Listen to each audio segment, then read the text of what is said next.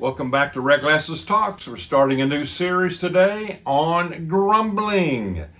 And actually we're going to move on to gratitude, but first of all we got to talk about grumbling. Why do people grumble? One of the things I've noticed over the years, people who grumble don't get invited to many parties. They're negative, they're just not fun to be around. So let me give you some common crummy attitudes that yield, I think, complaining and grumbling.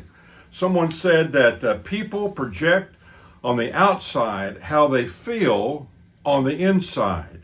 Attitude is really about how a person is on the inside. So what are some of the crummy attitudes? I think one is not being able to admit that they're wrong. I find that difficult at times, and we all probably do, but that is not the best attitude, especially when we're wrong. Failing to forgive, holding grudges, petty jealousy, the disease of it's all about me. Somebody said when that's true, it always leads to the disease of us. A person who hogs credit for everything. Oh, I did that. Oh, I did. And it just, again, it shows that something on the inside is not right. So what are some of the causes of grumbling?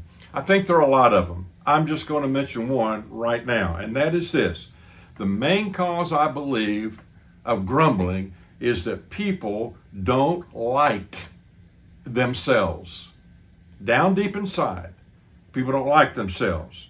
So we'll get back to that in weeks to come and talk about how to deal with that. So what does the Bible say about grumbling? I remember a number of years ago when I worked in Dallas, and I'm back in Dallas now. I've been here for about 20 years. But the first time through, I was working with a team of people on a church staff, and there were 3 or 4 of us on the staff that thought we knew everything. And so we would go to our staff meetings, and the pastor would be there, and the other ministers would be there, and we'd always get in some of our thoughts or ideas. And I could tell after a while it kind of irritated the head pastor, and he was a great man and a great friend. But I remember one day one of us said something about a suggestion, and this man, a big man, stood up, pounded his hands on the table, and said, "That's enough. You do your job and I'll do mine." We probably needed to hear that. So anyway, what does the Bible say about grumbling? Well, in Numbers chapter 21, the issue was the Israelites were complaining about their food. They didn't like the menu. So it says in Numbers 21, verses 5 and 6, "But the people grew impatient with the long journey, and they began to speak against God and Moses. 'Why have you brought us out of Egypt to die here in the wilderness?' They complained. 'There is nothing to eat here, nothing to drink, and we hate this horrible manna.' So the Lord sent poisonous snakes among the people, and many were bitten and died." So, as you can tell in many other passages in the Old Testament in particular, God's not really big on people that grumble. He doesn't like that attitude.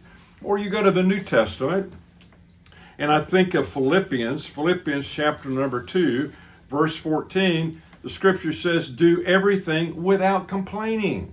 Everything without complaining. Or you go to the little book of James, and the book of James says that don't grumble about each other, brothers and sisters, or you'll be judged. For look, the judge is standing at the door. And on and on and on, the list goes of scripture warning us against complaining and grumbling. So, the question is, how do we overcome grumbling? Here are a few questions. Are you grumbling, or are you a grumbler? What do you most grumble about? Or, this is a little deeper, do you like you? So stay tuned, and next time we'll talk about how do you overcome grumbling.